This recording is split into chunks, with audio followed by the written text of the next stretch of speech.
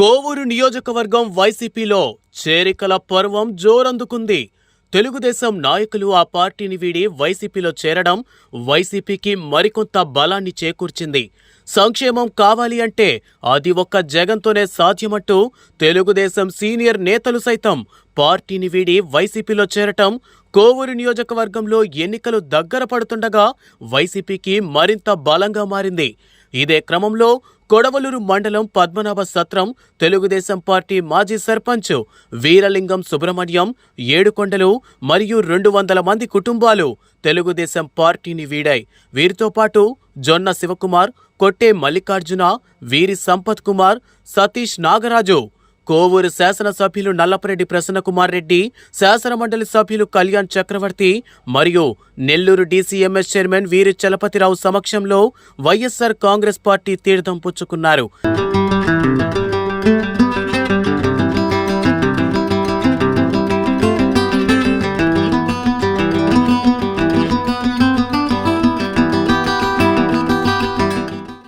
MLA Prasanna Kumar Reddy వారికి కండువాలు కప్పి స్వాగతం పలికారు. ఎవరు ఎన్ని చేసినా, ఎన్ని కుట్రలు పన్నినా గెలిచేది రాష్ట్రానికి సీఎం జగన్మోహన్ రెడ్డి, కోవూరు నియోజకవర్గానికి ఎమ్మెల్యే ప్రసన్నకుమార్ రెడ్డి అని వీరి చలపతిరావు ధీమా వ్యక్తం చేశారు. పద్మనాభ సత్రం పంచాయతీ నుండి దాదాపు పంచాయతీ అంతా ఖాళీ అయిపోయింది. అందరూ వచ్చి ఈరోజు గౌరవ శాసనసభ్యుల సమక్షంలో వైఎస్ఆర్ కాంగ్రెస్ పార్టీలో చేరడం జరిగింది. ఈ యొక్క పంచాయతీ గతంలో తలపంచి పంచాయతీలో మెర్జ్ అయినటువంటి పరిస్థితి. ఇటీవల కాలంలో గౌరవ శాసనసభ్యుల గారి చొరవతో ఈ పంచాయతీ సపరేట్గా పద్మనాభ సత్రం పంచాయతీగా దీన్ని ఏర్పాటు చేయడం జరిగింది.